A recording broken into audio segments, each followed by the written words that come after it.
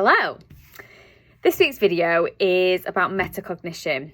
So when I sat down to plan this session, it came to my attention very quickly. This is a very broad topic, and so I'm going to need to do this one in stages. So this is going to be a bit of an introduction. We're going to talk a little bit about self-regulated study, and then I will be back with some more strategies and resources that you can use around this idea of metacognition.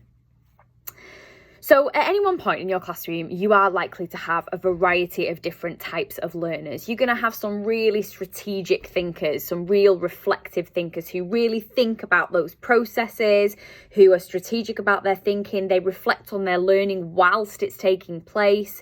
You might have some less strategic but still aware students, students who are aware of their thinking, but it's not necessarily planned or deliberate.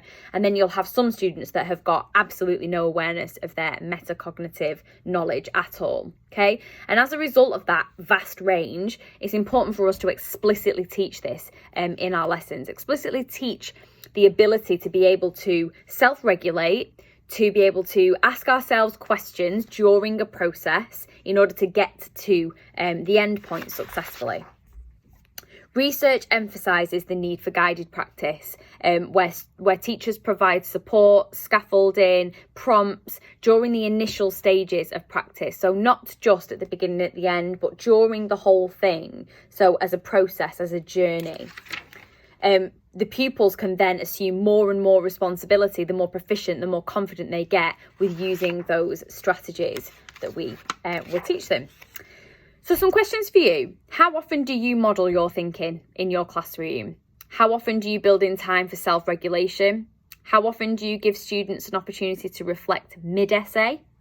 How often do you feedback on skills instead of assessing the finished piece and just the finished piece? Some kind of food for thought for us. Because as teachers, we naturally do this. We naturally self-reflect. We naturally examine the successes and the failures of the lessons that we teach. We'll reflect on our timing, our pace. We'll realise what could have improved. And we've got all the tools that we need in our toolbox to be able to apply those and move forward. Students, not so much. Some students, not so much. And so this explicit teaching is necessary. Teaching them to naturally come up with questions such as, why was that difficult? Not just, it was difficult, I felt that was difficult, I gave up or I didn't give up. Why was that difficult? Unpicking that why. Was I prepared? When did I realise that I needed to include more of this in my response? What did I find easy to do? How was my timing? When did I start to panic? When did it all start to unravel for me, and why? Oh, then and only then when we have that knowledge, and only then can we press forward, can we apply strategies, can we put things in place to give us the kind of stepping stones to move to the next point. There are loads of ways to kind of do this in the classroom to support students with this. Is modelling it as an expert, also giving them opportunities to talk this through with their peers using some oracy protocols or sentence starters to get them going with those conversations. And again, like I said, there are a number of other resources, but I'm not going to share them all today because I want to just focus on this kind of expert teaching of that exploring our thought processes behind things. So you might want to be the expert leading the task, so leading the revision, for example. And you also, as well as kind of modelling what you're physically writing on the page, you are also going to want to model those thought processes. So what questions are you naturally asking yourself that's leading to the point where you're able to write something on the page? In addition to that, modelling the coping strategies that you apply naturally when you come across a roadblock. What's helping you to jump over that roadblock?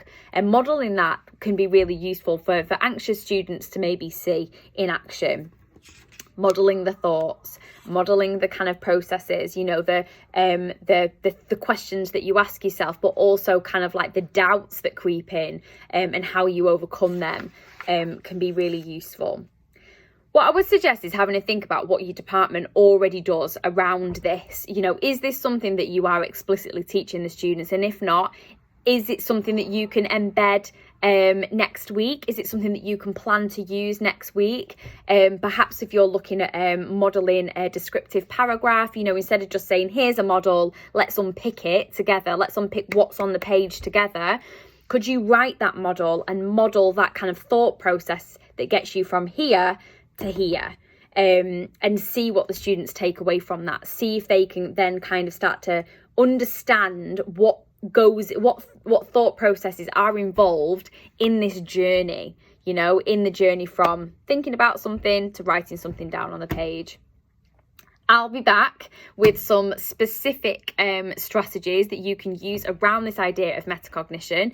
If there's anything I've talked about so far that you're interested in learning more about, then do drop me a message. And if not, I will see you next week for instalment 2.